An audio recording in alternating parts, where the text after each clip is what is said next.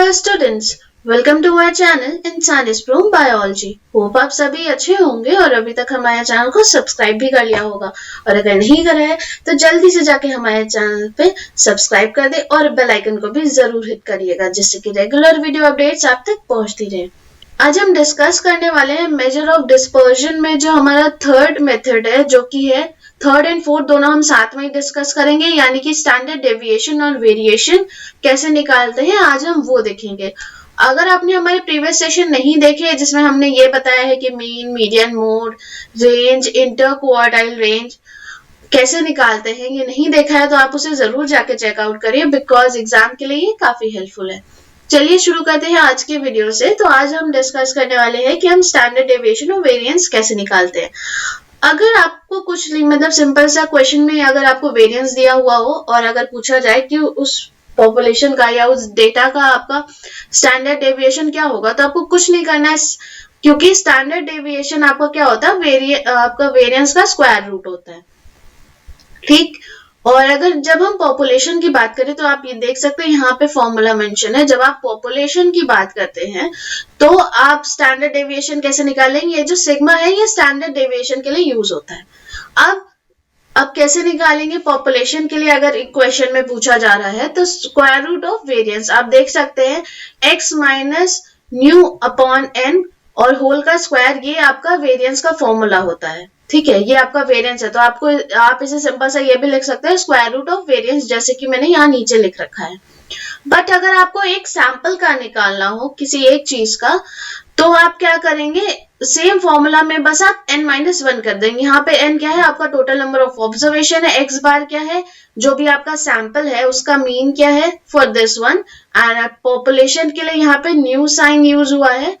तो इस तरह से आप निकाल सकते हैं स्टैंडर्ड डेविएशन पॉपुलेशन के लिए और एक सैंपल के लिए। चलिए एग्जांपल के थ्रू हम देख लेते हैं, जिससे आपको और अच्छे से समझ में आ जाए।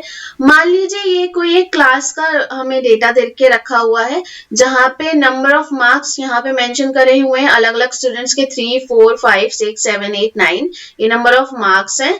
और अगर इसी डेटा में हम मीन निकालते हैं तो हमारा आएगा, मीन हमारा x बार है, और अगर हम उसे निकालेंगे मीन तो 42 डिवाइडेड बाय 7, बिकॉज हमारी जो नंबर ऑफ ऑब्जर्वेशन है वो 7 है, और 42 कैसे आया, जो भी ये 3, 4, 5, 6, 7, 8, 9 जब आप इसको ऐड करेंगे तो आपका 42 आएगा। तो इस तरह से आप जब मीन निकालेंगे तो 42 डिवाइडेड बाय 7 आपका आंसर आएगा 6। तो इस पॉपुलेशन का या इस सैंपल का या इस डेटा का आपका जो मीन हो गया वो 6 है।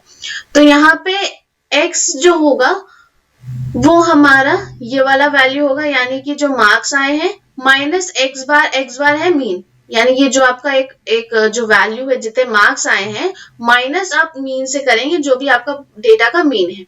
तो यहाँ पे इस बच्चे को मतलब कितने नंबर मिले हैं, 3 नंबर मिले हैं, और आपका मीन क्या था, 6 था। तो 3 माइनस 6 करेंगे जब आप, तो -3 आएगा। सिमिलरली आप 4 से ऐसा करेंगे तो -2, -1 एंड ऐसा फॉलोइंग डेटा आएगा। अब हम क्या करते हैं, क्योंकि आप देख सकते हैं यहाँ पे कुछ ऑब्जर्वेशन आपके माइनस में आएंगे, यहाँ पे -2 है, यहाँ पे -1 है, तो हमें कैलकुलेशन में प्रॉब्लम ना हो, इसलिए जब हम फॉर्मूला यूज करते हैं या फॉर्मूला में हम हमेशा इस वैल्यू का स्क्वायर ही मतलब यूज करते हैं, जिस वजह से स्क्वायर जब भी आप -3 का स्क्वायर करोगे तो -3 into -3 obviously minus minus plus हो जाएगा, जो कि यहाँ पे लिखा हुआ है 9। एंड देन यहाँ पे हमने पूरा इसी जो ये जो वैल्यूज आई है माइनस करके, उसी का हमने बस कुछ नहीं करा, उसी का स्क्वायर कर दिया है। स्क्वायर करने के बाद 9, 4, 1 एंड देन 0 को तो हम क्या ही ऐड करेंगे, 1, 4, 9। तो इन सबको जब हमने ऐड करा है तो उसका समीशन आया है 28। अब हमने क्या इस फॉर्मूले में देखा है कि x माइनस न्यू जो कि आपका मीन है अपॉन n का होल का स्क्वायर, ठीक है। तो आप देख सकते हैं x माइनस न्यू स्क्वायर, तो हमने यहाँ पे already x minus x square करके रखा है, तो हमें कुछ नहीं करना है, सीधे 28 और divided by number of observations आपके कितने हैं, 7 है, तो 28 डिवाइडेड बाय 7, तो आपका कितना आंसर आएगा यहाँ पे, इक्वल्स टू 4। ठीक, ये आपका आ गया वेरिएंस। बट आपको स्टैंडर्ड डेविएशन कैसे निकालना है, x माइनस न्यू होल का स्क्वायर अपॉन n, ये तो वेरिएंस हो गया। और उसके बाद जब आप अंडर रूट करेंगे तो आपका स्टैंडर्ड डेविएशन आ जाएगा। तो यानी कि जब हम 4 का अंडर रूट करेंगे, स्टैंडर्ड डेविएशन हमारा क्या होगा, आप ये फॉर्मूले में देखिए, ये फॉर्मूला था ना, तो इसमें हम वेरिएंस का वैल्यू पुट करेंगे जो कि आपका है 4। अंडर रूट 4 कितना होता है, अंडर रूट 4 होता है 2, यानी कि इस डेटा का जो आपका स्टैंडर्ड डेविएशन आया है वो 2 आया है।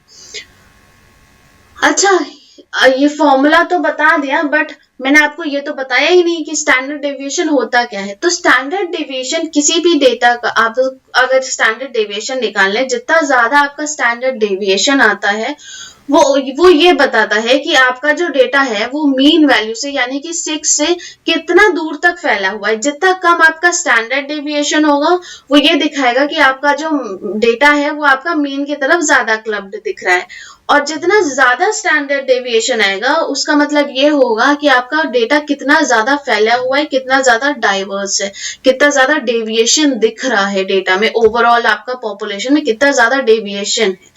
और अगर कम होगा तो यानी कि आपका जो पॉपुलेशन है वो मीन वैल्यू की तरफ शिफ्टेड थोड़ा सा है, या मीन वैल्यू की तरफ क्लब्ड है। तो ये आपका स्टैंडर्ड डेविएशन होता है।